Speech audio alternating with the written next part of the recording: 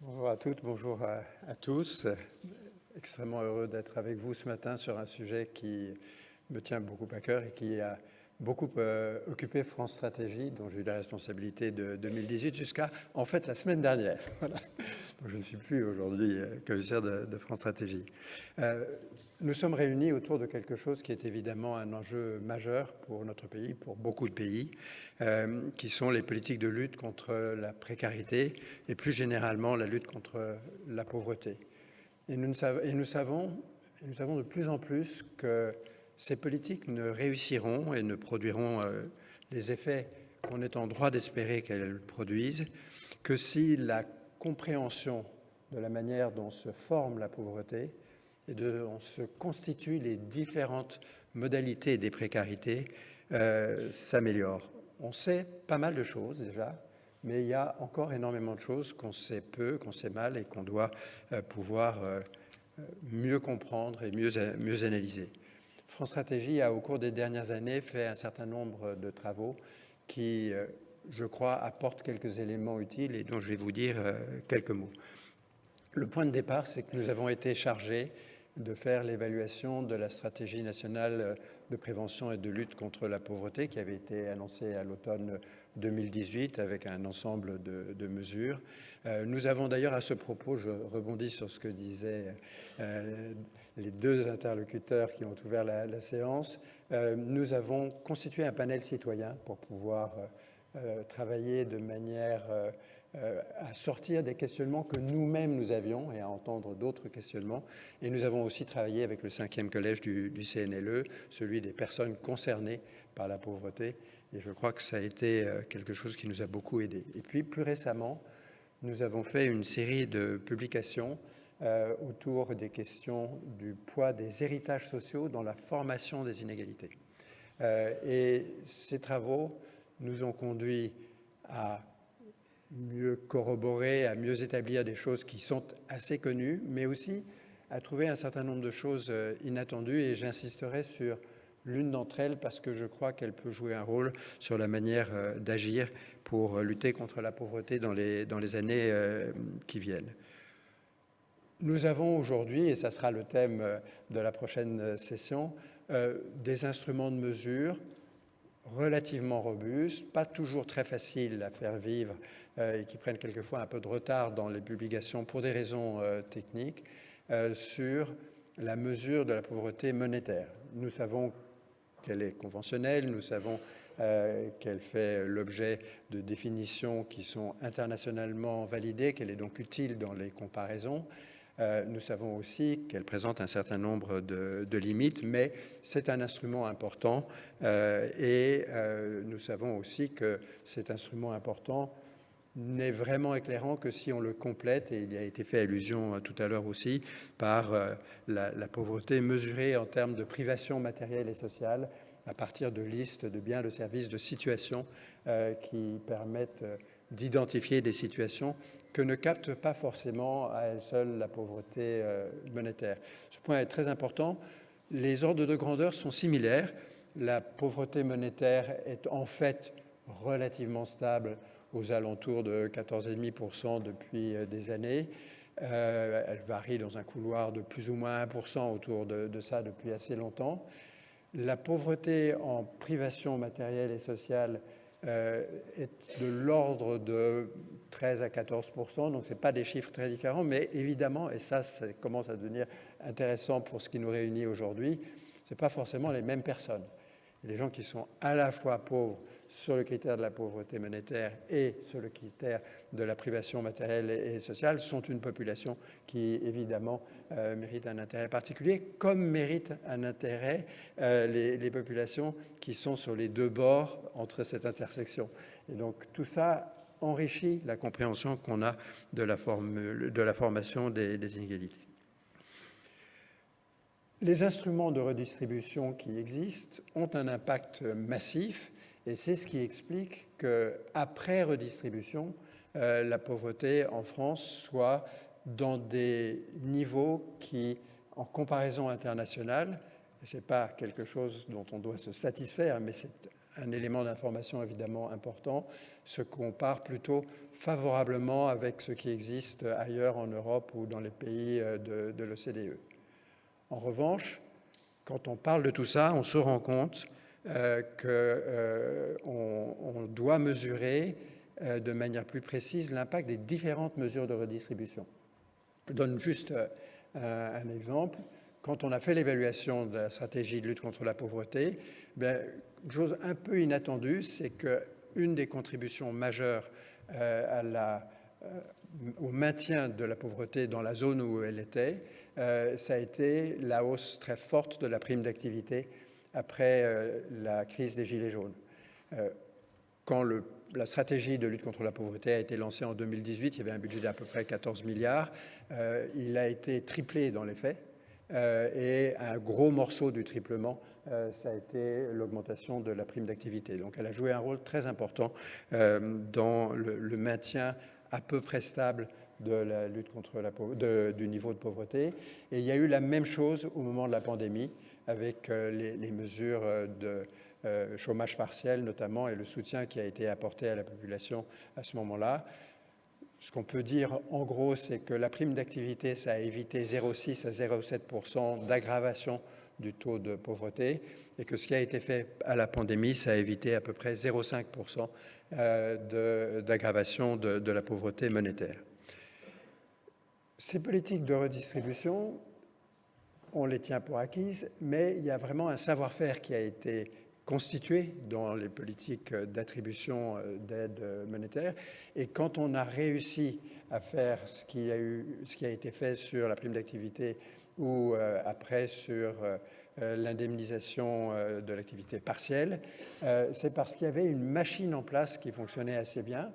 Et donc, on a acquis un savoir-faire sur les grands instruments de redistribution. Et si j'insiste sur ça, c'est parce qu'on va voir qu'évidemment, il faut beaucoup d'autres savoir-faire si on veut traiter toutes les situations vis-à-vis desquelles il est important d'agir.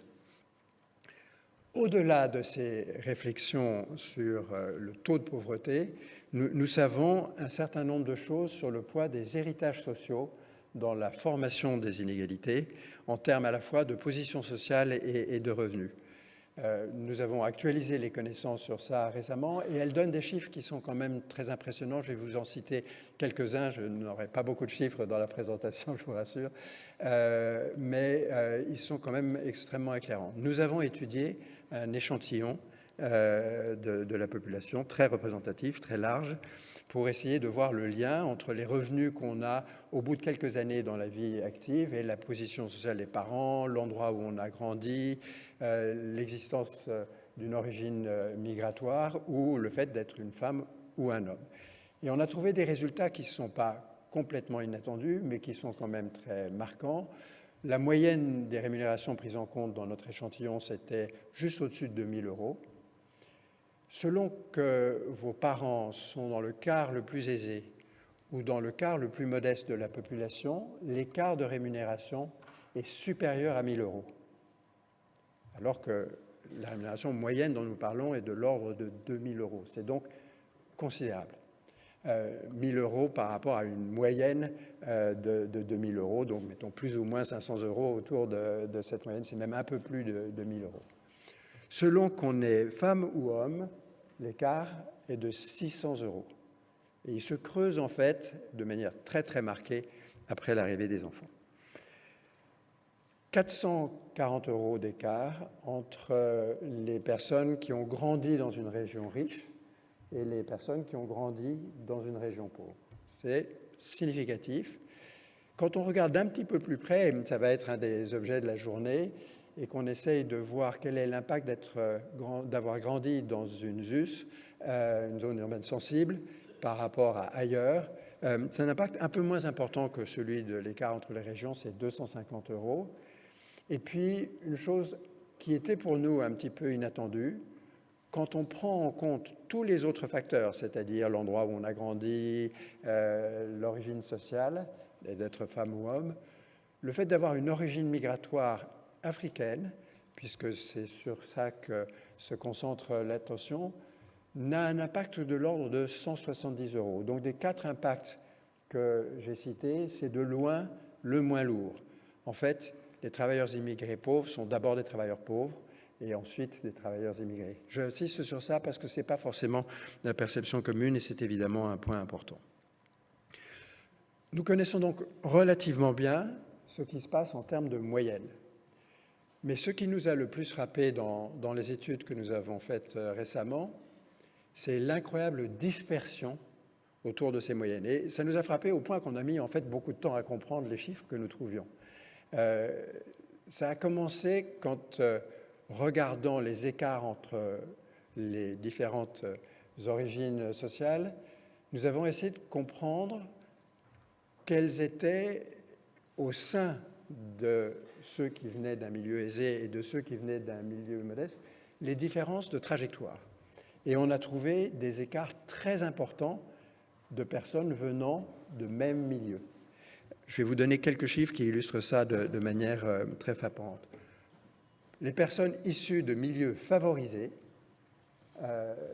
si on prend les personnes qui sont les mieux rémunérées issues de milieux favorisés, on va avoir 7 fois plus de rémunération pour les 10% venant des milieux les plus aisés par rapport aux 10% venant de ce même milieu le plus aisé qui sont dans le bas de ces 10%. Donc, quand on regarde la population des gens aisés, à la trentaine, certains vont gagner 7 fois plus que les autres. C'est une dispersion absolument considérable. On a essayé de regarder ça également sur la catégorie qui juxtaposait un certain nombre de difficultés, donc une femme d'origine modeste, et de comparer leur situation avec les hommes d'origine aisée, puisque là, vous cumulez un certain nombre de faveurs.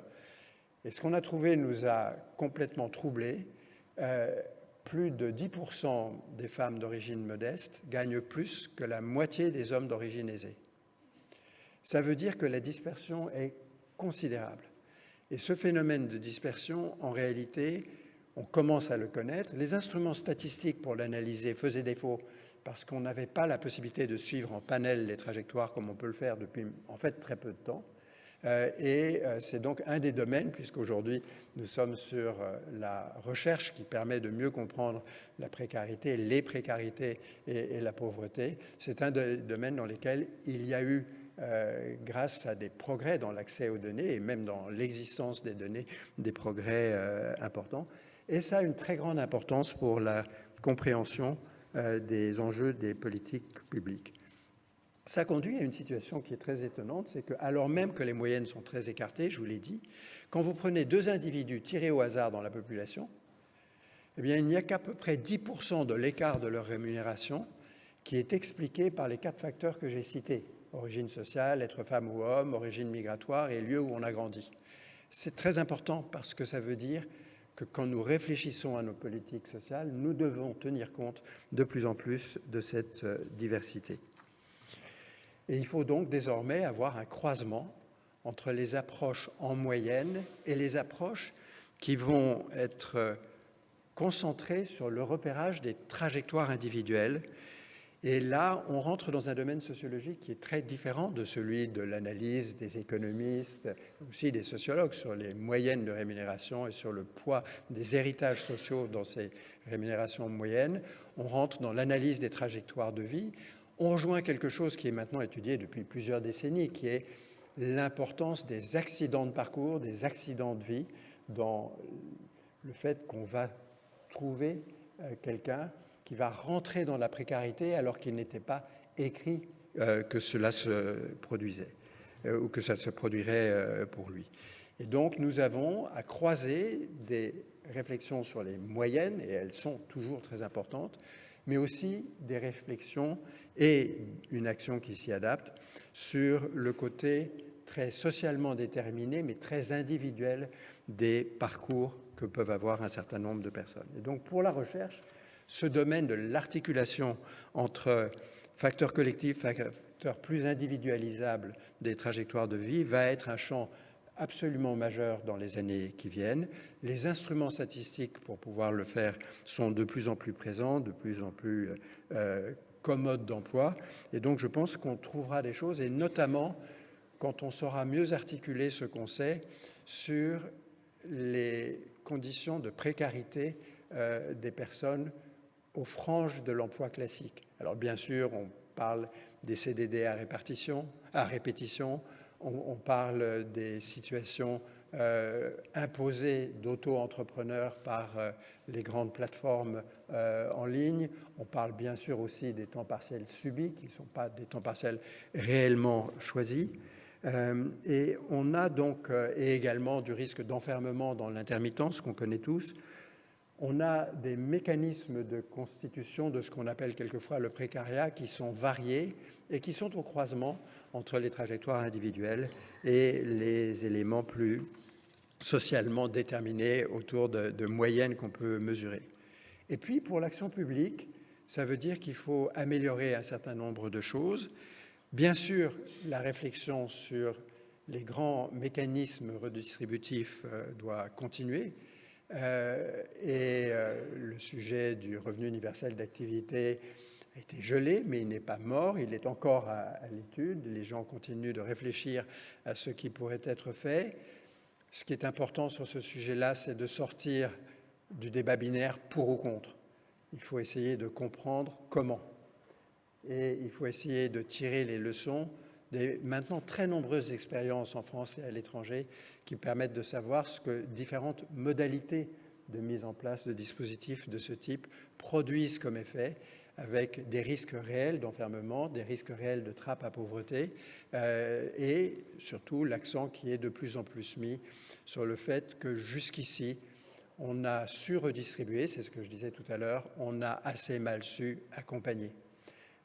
Et quand on regarde d'ailleurs le bilan qu'on fait de l'évaluation de la stratégie nationale de lutte contre la pauvreté de 2018, une des mesures où on a le moins progressé par rapport aux objectifs ambitieux qui avaient été fixés, c'est le plan de formation des travailleurs sociaux.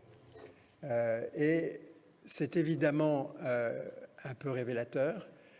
Les travailleurs sociaux, ce sont des professions qui sont très segmentées, qui sont très morcelées. Elles ont chacune la responsabilité d'un segment de ce qui constitue l'entrée en précarité. Il n'y a pas de vision d'ensemble.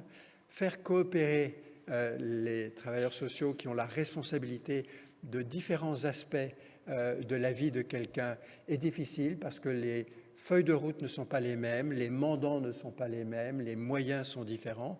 C'est un sujet absolument majeur pour les années qui viennent. Et ce que je voudrais partager avec vous comme conviction pour conclure ce propos introductif, c'est de dire qu'il faut évidemment continuer à travailler sur les indicateurs globaux de pauvreté, qu'il s'agisse de la pauvreté monétaire ou de la pauvreté en conditions de vie. Ça demeure des marqueurs qui doivent être présents à notre esprit tout le temps. Mais il faut absolument accompagner cet effort d'une réflexion sur l'entrée en précarité et plus exactement sur les différents chemins, eux-mêmes socialement déterminés, mais qui croisent les trajectoires individuelles d'entrée en précarité. Et ces entrées en précarité, c'est là que se concentrent les besoins sur la formation et l'action des travailleurs sociaux. Si nous ne sommes pas en mesure de donner au travail social, à la formation des travailleurs sociaux, à l'organisation de leur métier et de leur pratique professionnelle, toute l'attention que ces questions méritent, nous échouerons. Nous échouerons parce que nous saurons faire plus ce que nous faisons déjà pas mal, qui est redistribuer, mais nous continuerons d'échouer à accompagner et nous continuerons d'échouer à reconnaître des trajectoires individuelles mais socialement déterminées dont la société a une certaine forme de responsabilité de pouvoir les comprendre et les accompagner. Merci de votre attention.